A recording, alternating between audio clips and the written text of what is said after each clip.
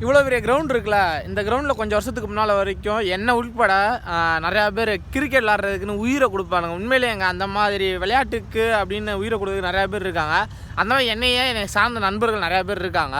ஆனால் அப்போ இந்த கிரவுண்டில் வந்து இந்த கிரவுண்டு தான் அப்போ இடம் கிடைக்கிற கஷ்டம். மேட்ச்சுக்கு ஒரு டீமை கூப்பிட்றப்போ ஒரு டீம் வரமாட்டானுங்க, ஒரு டீமோட மேட்ச் போட்டிருப்பாங்க. எல்லாம் 8 மணிக்கு வருவாங்க, நாங்கள் 10 மணிக்கு வருவோம் பேட்டை தூக்கிட்டு. அதெல்லாம் ஞாபகங்கள் இன்னும் நிறையாவே இருக்குது.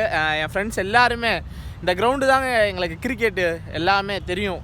இந்த கிரவுண்டு தான் இந்த வீடியோ பார்க்குற என் ஃப்ரெண்ட்ஸ் எல்லாத்துக்குமே தெரியும். ஆனால் இப்போது இந்த காலகட்டத்தில் விளையாடுறதுக்கு என்ன உள்பட யாருமே இல்லை. அவ்வளோதான். ஆசையாக இருக்குமா விளையாட, நம்ம யாரும் கூப்பிட மாட்டாங்க அந்த மாதிரிலாம். இப்போ நம்ம அந்த 10 பேர் இருந்தால் எப்படி இருக்கும் அப்படின்னு ஒரு நிறையா ஞாபகங்கள். இது ஒரு எமோஷ்னலான மூமெண்ட்டு தான் எனக்குலாம்.